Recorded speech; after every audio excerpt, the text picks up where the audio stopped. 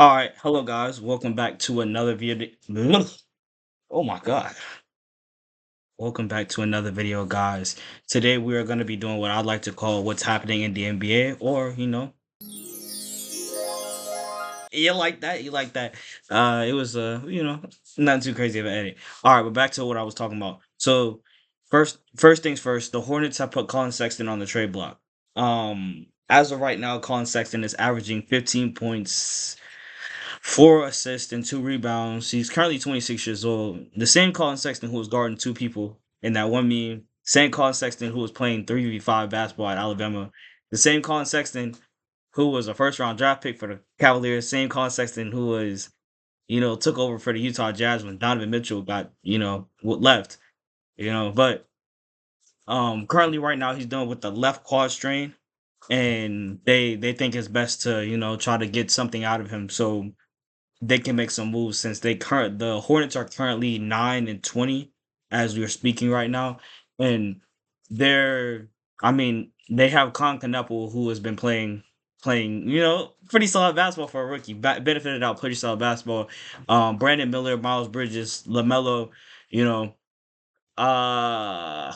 If they were like trying to compete, I would say this is a very smart move for a team that's trying to compete. But it seems as if right now the Hornets are looking for more draft picks, I guess, or just to get something in return, like another, role player out of Colin Sexton.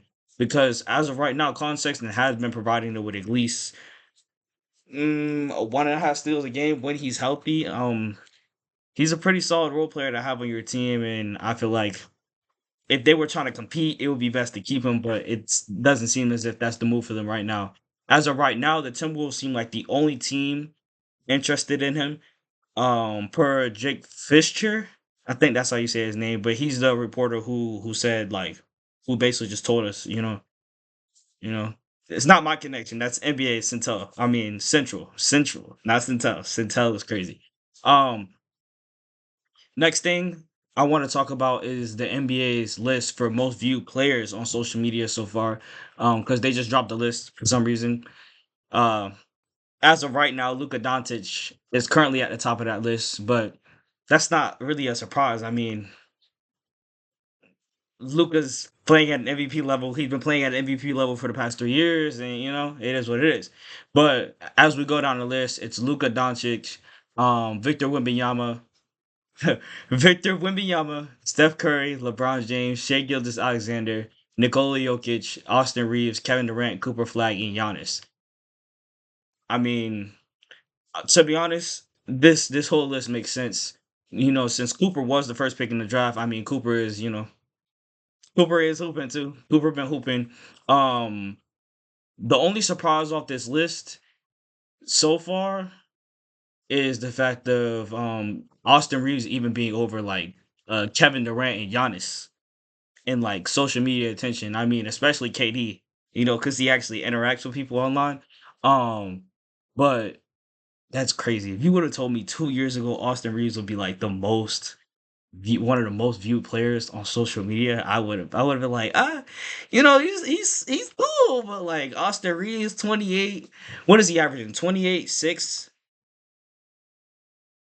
it's 7. Wait a minute, let me actually look at the stats for him right now.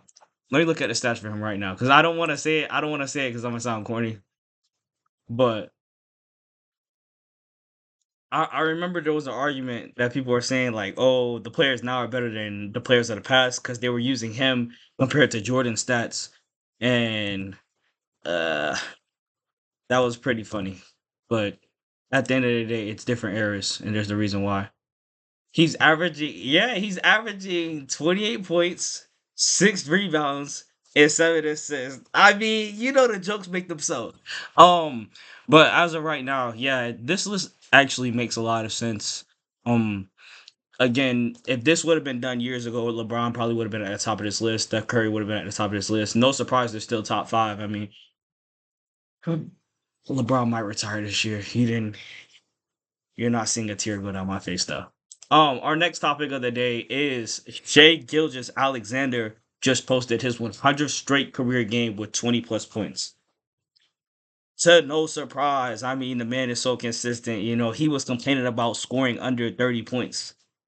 Y'all remember that in the Netflix doc? He brought up the fact of he was like, if I score under 30, it's a bad game. Is that his wife?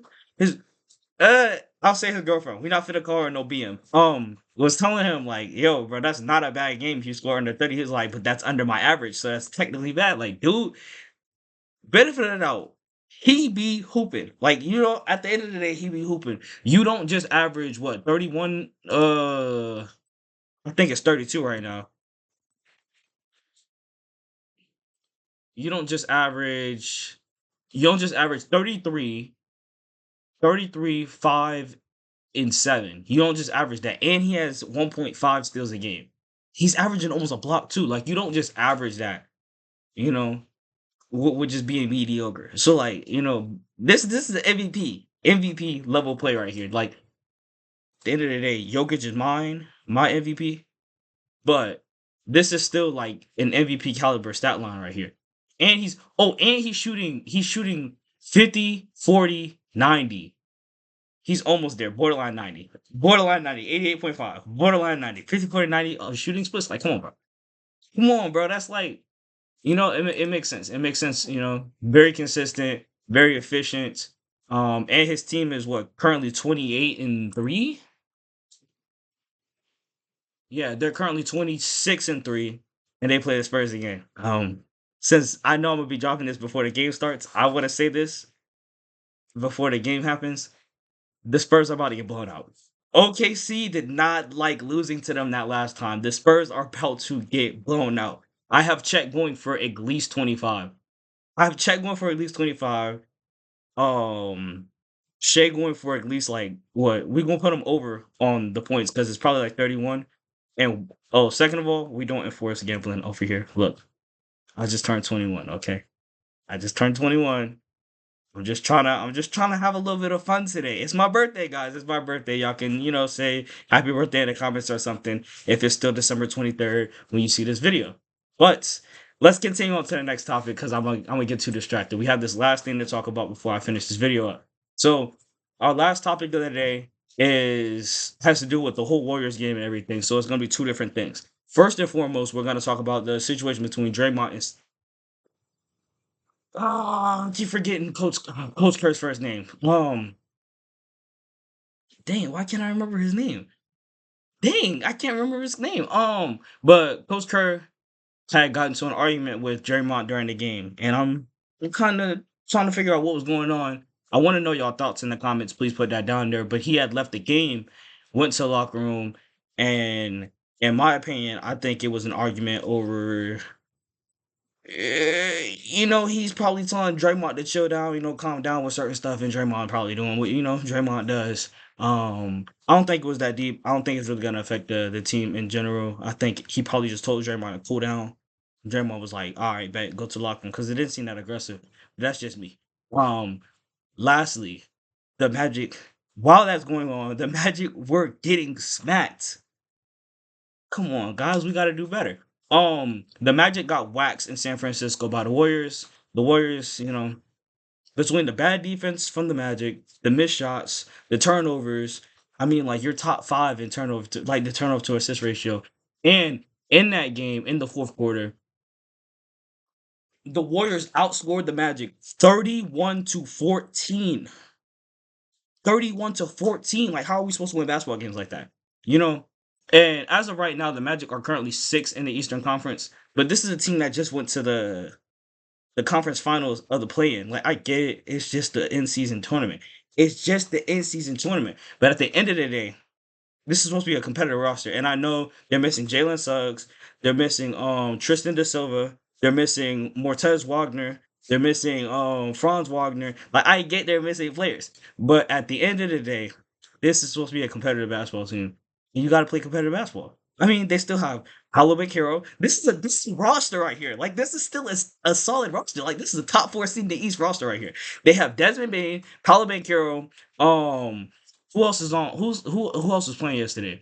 Wendell Carter, when he decides to be a solid basketball player here and there, because he's still a decent decent big to have on your team. Like this is not no I'm gonna throw big bags at, but this is a decent big right here. Wait, let me just read the stats for Wendell Carter real quick for you.